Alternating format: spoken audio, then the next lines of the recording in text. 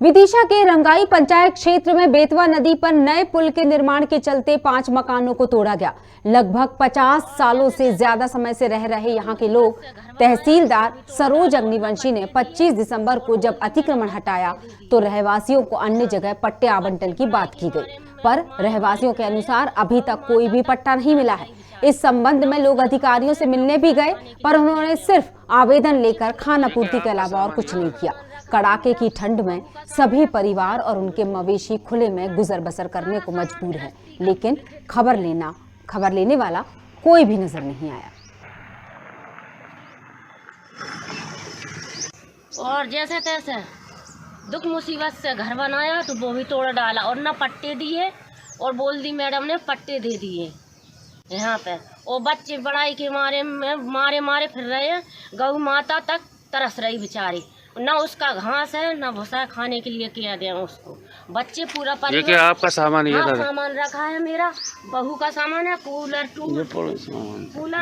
सारा सामान गृहस्थी का विकृत हो गया। जब आपका ये सीमांकन हुआ होगा, नाप नपती हुई होगी, पटवारी आए होंगे, तो उन्होंने कहाँ तक की जगह आपको खाली करने के लिए बोला था? सर वो पटवारी साहब आए थे जी, नपती करने के लिए। उनने ये सरिया गड़ाया है। कौन सा? ये देखें आप, ये वाला सरिया गड़ा है। अच्छा। इसकी सिदाई से खाली करने के लिए बोला था। इसकी सिदाई से खाली करने, और लेकिन तोड़ा कहाँ तक है? थोड़ा सर ये अंदर तक है, आप देख सकते हैं, ये पूरा टूटा पड़ा है।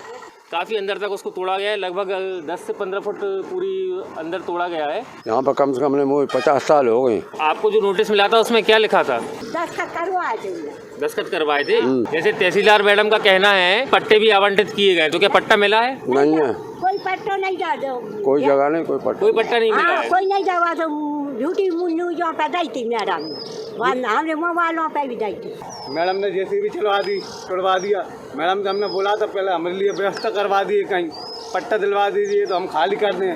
मैडम ने लेकिन सुनी नहीं है कोई। और जैसा कि तहसीलदार मैडम के द्वारा जिस दिन अतिक्रमण हटाने की कार्रवाई की गई थी, उस दिन ये बोला गया था कि इनको पट्टे आवंटित हो गए, लेकिन आज की तारीख तक, आज 4 जनवरी 2022 तक कोई भी किसी तरीके कोई पट्टा इन लोगों को नहीं मिला है। और इन लोगों का कहना है कि हम जनसुनवाई में भी जा चुके हैं, लेकिन प्रशासन इस मामले में बेखबर है, तो प्रशासन को इस मामले में ध्यान देना चाहिए।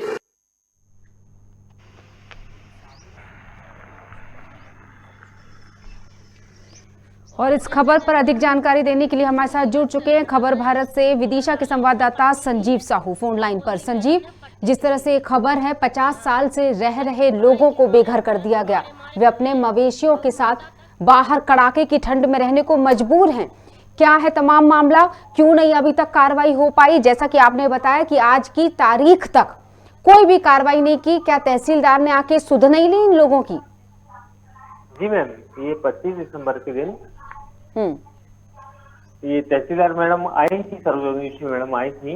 उन्होंने जब अतिक्रमण हटाया है तो उस दिन वो आई थी और उन्होंने बोला कि हमने पट्टे दे चुके, लेकिन किसी भी तरीके कोई पट्टा, जो रहवासियों का कहे अनुसार, किसी भी तरीके उन्हें कोई पट्टा नहीं मिला है। क्या इसके लिए क्या बहाना बनाता नजर आया प्रशासन? मैम, प्रशासन कहना है इस मामले में ये है कि जो जगह इन्होंने चिन्हित करी है वो जगह रहवासी रहना नहीं चाह रहे, और रहवासियों कहना ये है कि वो जगह दी है हमें जो देना चाह रहे हैं, जिसकी कोई अभी लिखित वो नहीं है जानकारी इनके पास, लेकिन जो जगह बोला है कि आप ले लीजिए, वो डूब क्षेत्र में आती है, वहाँ पे पानी भर जाता है, तो वो लोग वहाँ मकान कैसे बना सकते हैं? बिल्कुल सही। तो क्या ये अधिकारियों को दिखाई नहीं देता कि ये मजबूर लोग कहाँ रहेंगे फिर इसके बावजूद?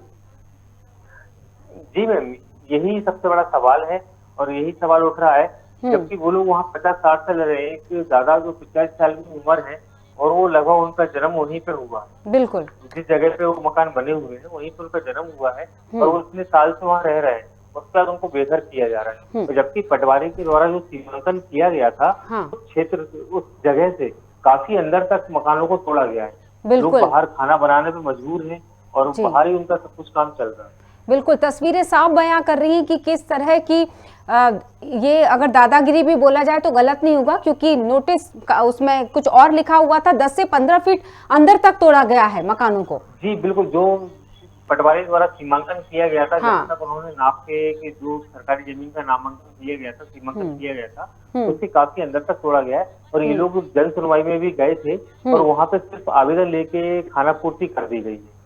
क्या कहना है इस मामले में तहसीलदार और पटवारी का, जब खबर भारत उनके पास पहुंचा तो?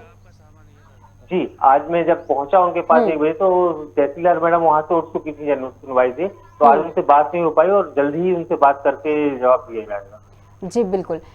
अगर जैसा कि अभी हम सुन पा रहे थे, लोगों की तकलीफें, वो अपने दर्द को बयां कर रहे थे, हम एक माध्यम बनते हैं बस उनकी बात को ऊपर तक पहुंचाने का, लेकिन वो तो जो अधिकारियों को जो करना है वो मैं और आप गवाह हैं इस बात के, वो वही करके रहेंगे। लेकिन हमारी कोशिश ये होती है कि हम उनके इस तकलीफ को आगे तक बता सके कि किस तरह से मजबूर व्यक्ति जो बड़ी मुश्किल से अपने घर को बना पाता, ऐसे लोगों, खासकर ऐसे लोगों की अगर हम बात करना चाहें, अपने घर को बनाना बहुत महत्वपूर्ण है और फिर बिना कोई व्यवस्था किए उनके घर को तोड़ दिया जाता है।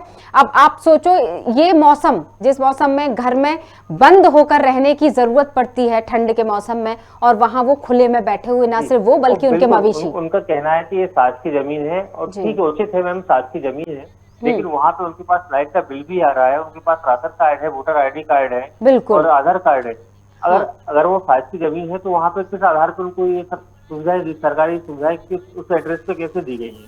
बिल्कुल संजीव, तो क्या कोई फॉर द, जैसे बोलते हैं ना कि थोड़े समय के लिए अगर कुछ अस्थायी व्यवस्था की अगर हम बात करना चाहें, क्योंकि जिस तरह से तस्वीरें बयां हो रही हैं उससे तो नहीं लगता कि उनको, मतलब वो यहाँ रह पाएंगे। नहीं मैम, किसी तरीके की कोई ऐसा व्यवस्था वहाँ नहीं करी गई है और अचानक से 1 महीने पहले उन्हें नोटिस दिया गया था, लेकिन हाँ। जैसा कि मैंने आपको बताया कि जो पटवारी द्वारा सीमांकन किया गया था वो नोटिस दिया गया था, तो वो उसके लिए वो तैयार थे, लेकिन अचानक से उनका काफी घर तोड़ दिया गया, तो वो पूरी तरीके से इस टाइम परेशान हालत में है, खाना बाहर बना रहे हैं और सारे मवेशी परेशान हैं। बिल्कुल सही बात है। 50 सालों से रहने वाले ये लोग, कितने घर होंगे संजीव वहां पर? मैम लगभग ये कार्रवाई जो हुई है वो 5 घरों में, ये घर तो काफी सारे हैं, लेकिन 5 घरों में ये कार्रवाई हुई है। और 5 घरों में कितने सदस्य रहते हैं? 5 घर में लगभग 30 सदस्यों को तो अपन मान सकते हैं। 30 लोग मान सकते हैं करीब करीब। और मवेशियों की संख्या कितनी होगी? मवेशियों की संख्या 20 के आसपास होना चाहिए। अब आप मानकर चलिए संजीव, आसानी से इस बात को समझा जा सकता है, आपने बारीकी से ये वीडियो बनाया है, घर की अस्त व्यस्त स्थिति दिखाई दे रही है, लोगों की तकलीफें बयां हो रही हैं, उनका दर्द समझ में आ रहा है हमें और आपको, लेकिन अधिकारियों को, जनप्रतिनिधियों को ये चीजें अभी दिखाई नहीं दे रही होंगी। संजीव, मैं सही हूँ? जी बिल्कुल मैम। चलिए, तमाम जानकारी के लिए बहुत बहुत शुक्रिया संजीव। अगर 1-2 दिन के अंदर इसमें कोई अस्थायी व्यवस्था भी अगर नहीं की जाती है तो मैं चाहूंगी कि इस खबर को हम दोबारा उठाएं, अपडेट लें और इस मुद्दे को आगे तक लेकर जाएं। फिलहाल के लिए मैं आपका यही धन्यवाद करना चाहूंगी।